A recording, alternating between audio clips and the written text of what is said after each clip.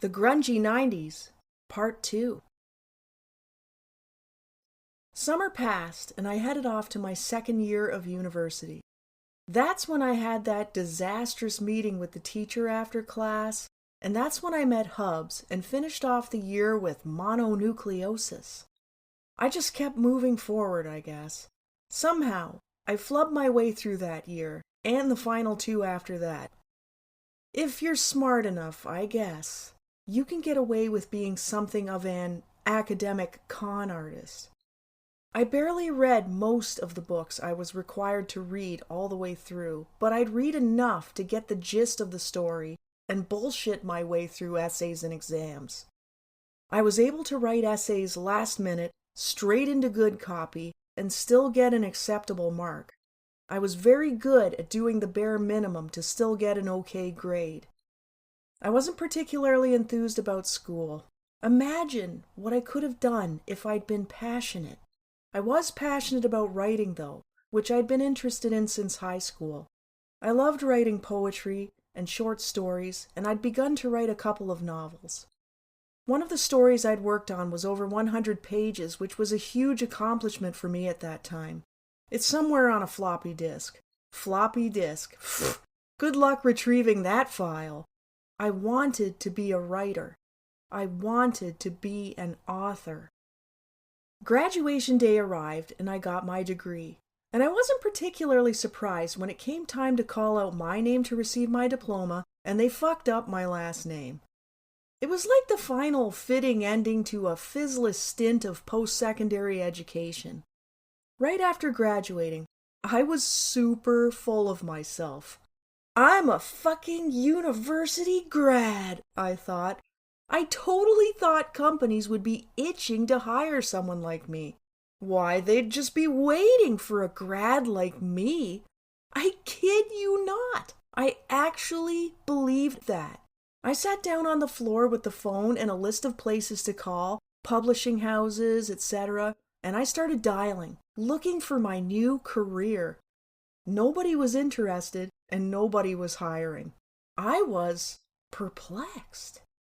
This probably freaked Mom out even more. I didn't have my old job and it wasn't looking too hot for a new job. Then one day I got a tip that a sunglasses store at the mall was looking for salespeople to hire part-time, so I should apply. My heart sank. A sunglasses store? But I had a shiny new degree. I started my job at the mall not long after that.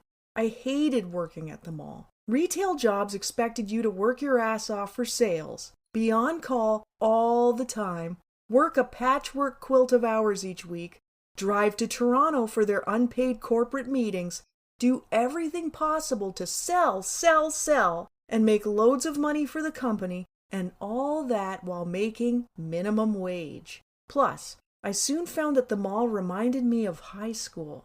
Once again, there was like a hierarchy of who was cool and who was not, depending on what store you worked in.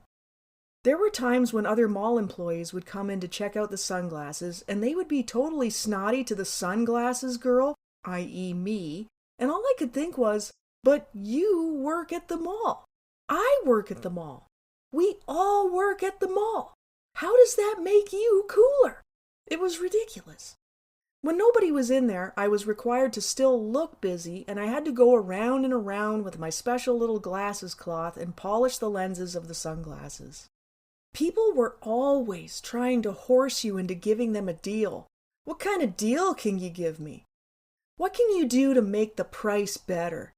Come on, you can give me a deal on this. How much can you knock off the price? Nothing? I can't do anything to make the price better. The price is basically set in stone in the computer, and there is no magical code that I, a peon, have to give you a deal. Then there was that one guy. The guy who came into the store one relatively quiet evening, squinting, eyes watering, and clearly in discomfort. I need the darkest pair of sunglasses you've got, he told me. I handed him a pair. No, these aren't dark enough. They were the darkest ones we had. What about those? He pointed to a big, dark plastic pair usually liked by older people that were designed to wear right over top of your regular glasses. He tried them on. He frowned sourly. "These aren't bad, but they're still just not dark enough. I have a rare form of parasite that's eating my eyes, and I need something really, really dark." As soon as I heard "rare form of parasite that's eating my eyes," I found myself incapable of really listening after that. I mean, I was sympathetic. Inside my brain, I was screaming. And as soon as the poor soul left, I whipped into the little supply closet at the back of the store, got the bottle of window cleaner, and sprayed that thing all over my hands. I was barely making any money, people were rude, and a lot of the mall people were just hot jerks. I did not like that job. And yeah, clearly it wounded my young, blazing academic ego. I worked there about a year after university, and then I quit. Once again, Mom did not approve. Why would I just leave my job? "Mom, I do not care. There has to be something better than 14 hours a week or less of minimum wage retail." As luck would have it, eventually it was revealed that a new major casino was going to be built in our city. This generated a lot of buzz. The rumor was that it would pay well, and it would create a lot of jobs. I applied. Looking back, I should have totally said other things at the interview. A guy not much older than I was at the time, who had worked at another casino, was interviewing me. Unfortunately, I said all the right things about customer service and my willingness to serve the public graciously. Damn it! I should have said, "No, I didn't enjoy customer service, and no, I did not want to serve the public." I would have totally preferred a nice job behind the scenes counting those piles and piles of money. I got hired as a slot cashier. It was going to be a full-time job, more than double what I'd been making at the mall, full benefits, actual paid vacation. It was great. It was actually fun at first. As the casino was still being built, we had to train in a building in town that was formerly a high school. I had actually been there for singing competitions in elementary school, but only to the auditorium. Several classrooms had been converted into training rooms for various casino departments. We had stacks of fake play money, slot machine tokens, and colored casino chips. We cashiers would be responsible for selling, sorting, and paying out the money for slot machine tokens. And we could cash in gaming table chips as long as there weren't too many.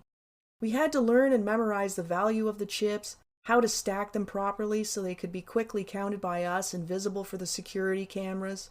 We also had to learn how to handle, sort, and organize large quantities of money in clips and larger taped bundles.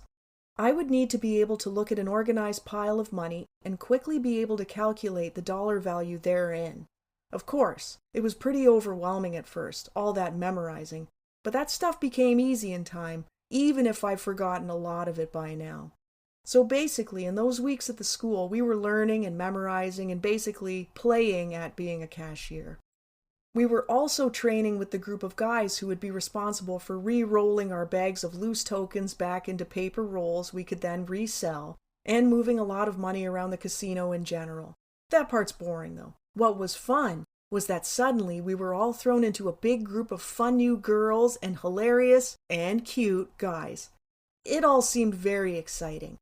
In the meantime, construction crews were working away feverishly on getting that swanky new casino built and ready to receive the money and dreams of so many people. Eventually, we were able to move our training into the nearly finished building. We got to practice our jobs in our actual redemption areas. Funny, yes, that's what they were called, redemptions. Of course, that refers to the place where customers go to redeem their tokens, etc., for cash. But if I think too hard about the other meaning of redemption, I feel like there's some kind of creepy, ironic message in there. Anywho, I don't know how, but somehow I managed to get supremely lucky with my shift and days off. There were 3 shifts for people on the gaming floor, days, afternoons, and midnights. I won the jackpot on that one, just go with some bad puns, and managed to get the days shift with Sunday and Monday off each week. Unfucking believable. That was pure luck. I totally could have ended up on midnights with Tuesdays and Wednesdays off. I think a lot of people are just hardier than I am. I swear I'd have been weeping at some point when no one was looking at 3 a.m. if I had to work it all the time. As far as our group of cashiers went, we seemed to be naturally divided into two groups. Younger women in our 20s and older women in their mid to late 30s and up. It's fucked up and unfair that when you're in your 20s, you think that anybody 30 and older is old. I find that way of thinking absolutely ridiculous now. But those poor ladies who were in their 40s and maybe their 50s, in our haughty estimation, old women. What a gross attitude. Like a bad reality TV show. We were all standing in a part of the casino one day discussing our new uniforms, which we would soon be wearing even for training. Our uniforms consisted of a dark green button-up shirt with a mandarin collar and a pair of your basic black polyester work pants. Some of the ladies were hemming and hawing about the uniform and how we were required to button the shirt up all the way to the top button. One of the young women there, she was quietly cracking jokes to me. I recognized her from university. She had been in a couple of my classes, but I never really got to know her. Over the course of our stint at the casino, we became good friends. She was indeed a lovely friend. We lost touch over time, but I think of her often. During quiet times on our shifts, we'd write covert letters to each other on the backs of jackpot payout forms. Right before the grand opening, we had a big meeting with all of the casino staff on the gaming floor. Our general manager was telling us what to expect once the casino opened. You have to picture the guy, probably in his 30s, and a seasoned manager who'd worked his way up to his position at other casinos. He wasn't unpleasant or mean, but he had this general, unenthusiasm, all-business kind of way about him. There he was, standing there before all of us, and in the most deadpan, blasé voice you can imagine, he said, "I'm not gonna lie, it is a party." In other words, working in a casino was supposed to be a non-stop rock ride of fun and excitement. A party. But the way he said it, he could have totally said, "I'm not gonna lie, those polyester pants will get very hot and potentially give you a mild rash," in the same voice. So that was pretty hilarious in that moment to me, and became even funnier over time when I realized how much working in a casino actually sucked ass. Because working at the casino sucked ass. There were 2 gaming floors when it first opened. One was non-smoking, and the other floor was all the smoke you could ever dream of breathing in. Listen, if you didn't wind your way through the 70s, 80s, and 90s, you have no idea about the amount of secondhand cig smoke you could potentially suck down. I don't think it was until the 90s that non-smokers started to say enough was enough, and then they started to have a damn non-smoking section in a smoke-filled restaurant. Of course, you might only be 10 feet away from a smoking table, but it was a start. I can't say it enough. We kids in the 70s and 80s probably didn't realize that we reeked of cigarette smoke each day when we rolled into school, because pretty much every kid probably reeked. Our teachers reeked. If you happened to knock on the staff room door back then, the teachers in there would all be smoking. And if you got a ride home from any of your friends' parents, they were smoking. There was smoking allowed in the entranceway of the frigging department stores, and smoking allowed at the bank. There was smoking everywhere. That being said, that smoking floor of that new casino was the smokiest frigging place I ever encountered. I was yet to discover that. Once they opened those doors officially, the public stampeded in, and that place was jumping. It didn't take long before the redemptions were swarmed with lineups. It was a bit overwhelming, especially if you had Redemption 1 on your schedule, because Redemption 1 was right near the main entrance, and you were the first place the public saw to buy their slot tokens. You got slammed in Red 1. You also got slammed on the non-smoking floor because there was only 1 redemption down there, whereas there were 3 in Smoky Smoketown. So on one hand, sometimes you had a glorious break from sucking down all that secondhand smoke, but on the other hand, it was always busy, and it was hard work. You had to pour your tokens through that sorting machine all day, and when the bags were filled, you had to squat down and take them off, We were not allowed to sit, so aside from our breaks, we had to get used to standing for over 7 hours. In the midst of a ton of customers, you had to make sure to keep your money organized by taking a quick moment to count piles of money out into organized clips and eventually put those clips into straps. I am totally going to brag here and say that I could count money extremely fucking fast back then. I remember asking a customer to wait just a moment as I speed counted a clip of bills. The guy in line waiting said to his friend, "She's like a machine." You know it, baby! I could talk all day long about how rude and unpleasant many people were, but that would just get redundant after a while. Let's just say that thanks to my jobs working with the public, I'm always extra polite to people in the service industry, and I always leave a good tip if I stay in a hotel. Just saying. On day shift, the bulk of our customers were people who arrived by large bus tours. Yes, some of the customers were sweet and charming, but a lot of them were loud and totally annoyed. Christmas Day was monstrously busy, and nearly everyone in there was miserable. St. Patrick's Day was a total zoo, and everyone was super happy. Go figure. There'd be endless lineups of people dressed like they were ready for their own carnival, festooned with all things green, loads of green bead necklaces, buttons, hats, you name it, and they all figured St. Patty's Day was clearly going to be the day they would win big. And because we're all just one big ant colony that shares a collective brain, everyone said the same frigging thing over and over. "I see you've got your green on today." Thinking, "I have to wear this." Saying, "Ah, yes." "Wish me luck." Good luck. That was the thing at the casino. Do not wish a customer good luck unless they ask you to. Some people would flip the fuck out if you wish them unsolicited good luck. It was a sea of people, an endless sea of people. An endless day of people slapping a bill down on the counter at your window or an inconsiderate jumble of pocket change and barking, "Tokens!" at you. And then you'd sigh and say, "What kind would you like?" And then they'd look at you like you were a total idiot, wave a hand toward the gaming floor and say, "For the machine!" And then you'd sigh again and say, "Quarters? 50 cents? Dollars?" And they'd cut you off and say, "Oh, give me quarters." Then they'd gamble all day and hopefully get more tokens from the slot attendants who walked the floor instead of you, but eventually they'd cash in with you. They would slam down their bucket of tokens and maybe bark, "American!" at you, meaning they wanted American money, and then you tell them you had to give them Canadian money, and if they wanted it changed, they had to go over to the cage cashiers to do that, and hope they didn't get too annoyed. Curiously, I noticed that people who came on bus tours from Ohio often said they wanted their payout in Ohio money. Not American money, no. Ohio money.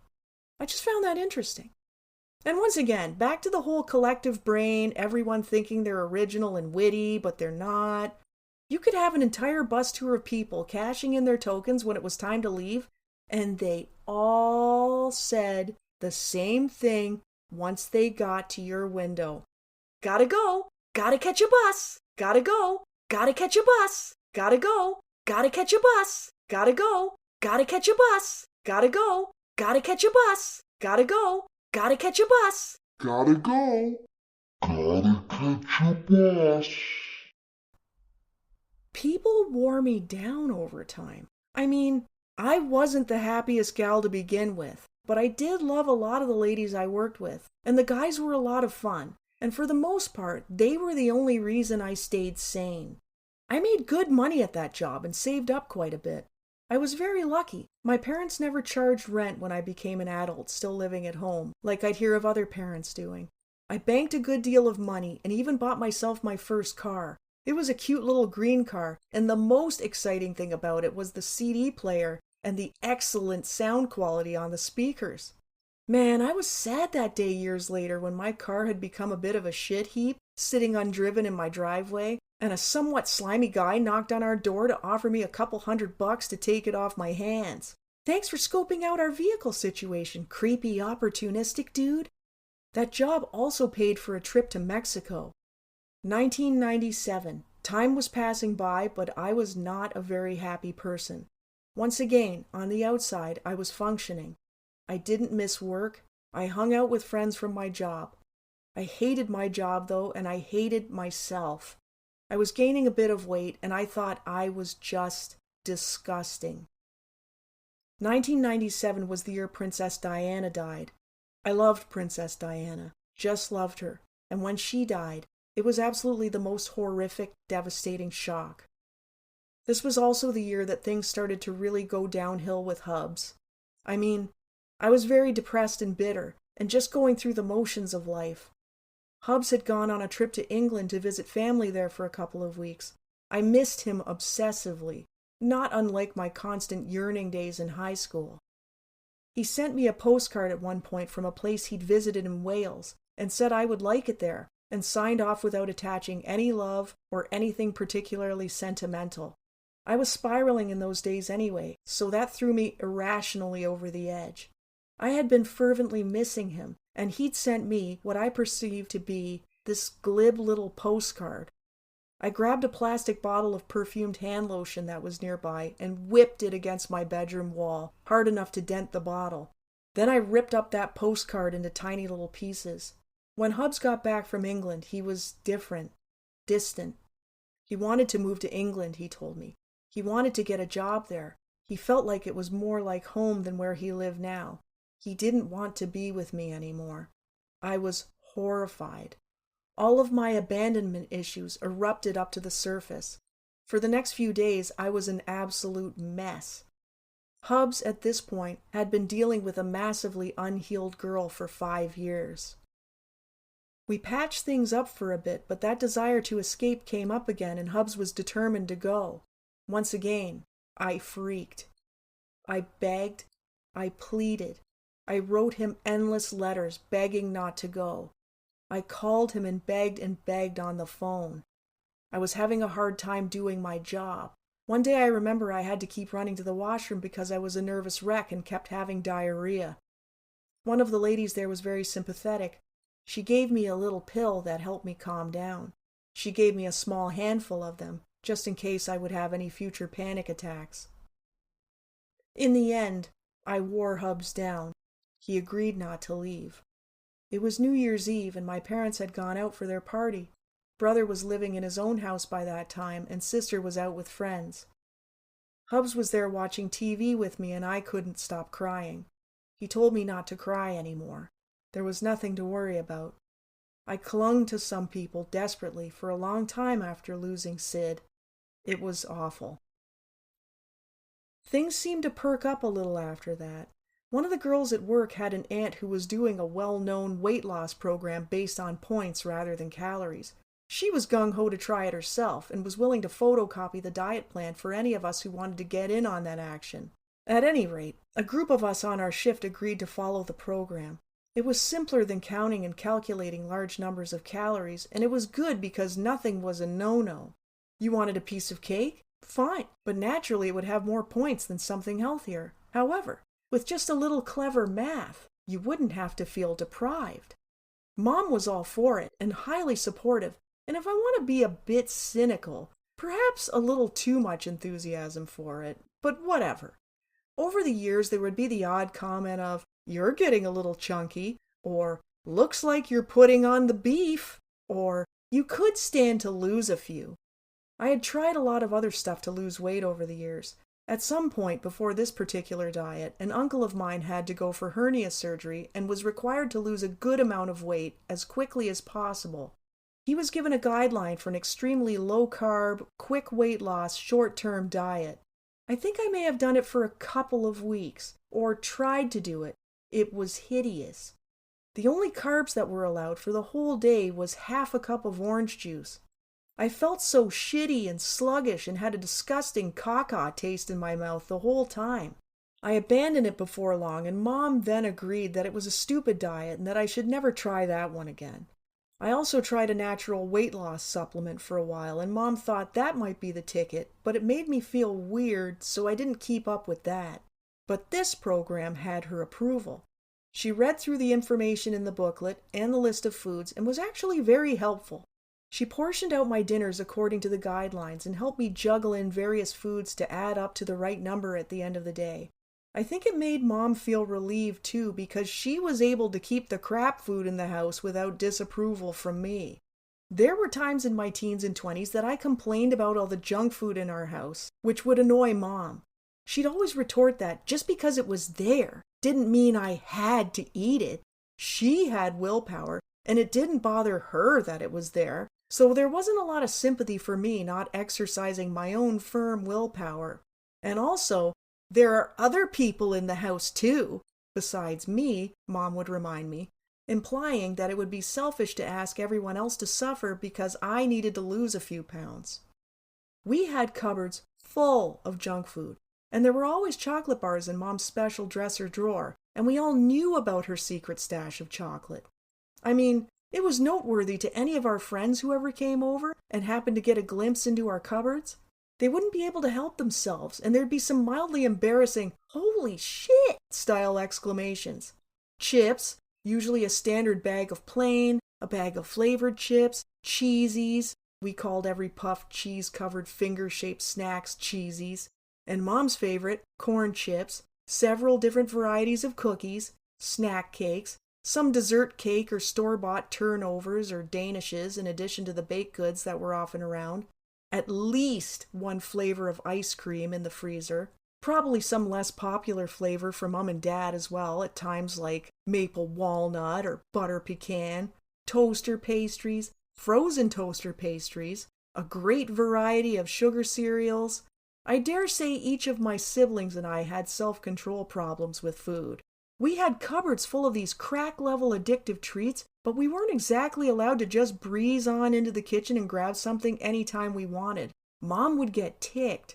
So anytime our parents went out, we would hit those cupboards and hit them hard. Crap food binging with wild abandon. Of course, Mom would realize this at some point not long after she was home again. She was always aware of the inventory levels and flow of food in the house. Who was eating chips? Who ate all these cookies? Who was eating ice cream? She knew, but it was no use. That food, already highly addictive, had been made to be the ultimate forbidden fruit. If only it had just been fruit. Bonus levels of annoyance were communicated anytime we finished something. Woe to the one who ate the last of anything. Oh yeah, same thing for whoever opened the new package. Thanks to this, I can rarely be the one to eat the last of anything in a box or package, and it's a damn struggle to be the one to rip that new bag of chips open. This was the thing. My siblings ate me under the table. They could pound back at least twice as much food as I could, and they stayed skinny. Mom was slim. I was not so lucky. I took after Dad, and Dad leaned more to the cuddlier side than Mom did. Mom would tell him every now and again that he was getting a little porcadella. We made up crazy words in our house. And Dad would just shrug and reply, "Stop cooking so good then." So with that pirated diet guide and the constant up-down hauling around of bags of tokens day in, day out at work, I lost 30 pounds. I had also chopped my hair off from lower back length to just below my shoulders and switched up my drugstore box of hair dye for an auburny shade. I had to go get measured for new uniform pants because my old ones had become too big. Weight obsessed as I was for so damn long, that was thrilling. I bought some cute new clothes. In early 1999, Hubs and I went to Mexico. I had an entire cute, slim wardrobe packed in my bag and a red bikini. I thought Mexico was the most beautiful place I had ever seen, and I loved the lovely, friendly people, but I did have one problem: cilantro. Listen, I had never even had a whiff of cilantro before I landed in Mexico. Mom came from a Polish family and was not a fan of most herbs. I think only the spaghetti and meatballs herbs were acceptable for the most part, and we sure as hell weren't ever having anything exotic with coriander in it.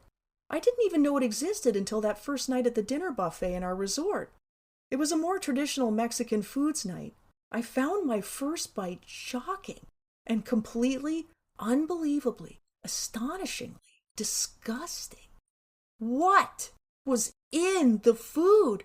What was this spice? Hubs wasn't bothered at all. He was eating away happily. He was enjoying a tamale and invited me to try a bite. "Does it have that spice in it?" I whined pathetically.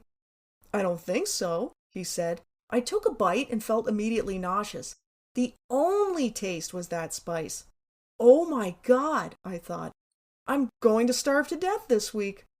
That smell was everywhere. It was on the people. It was in the streets. If someone who lived there suddenly opened up their door and walked outside, the air would be filled with that scent. It's so stupid. I actually really like cilantro now. It's super healthy, so I worked at adding it into my diet in recent years. Plus, I love an Indian curry every now and then with some fresh cilantro chopped in. But at the time, it was a total shock. Anyway, we had the most amazing time, and it was just stunningly beautiful there. I was so lucky to be able to go. It was one of the best experiences of my life. The 90s seemed to be ending better than they had started. I hated my job, but I had fun friends. Hubs and I were together, and I had a brief but much prized period of being slim. On the inside, I still secretly wasn't the happiest person, but what else was new?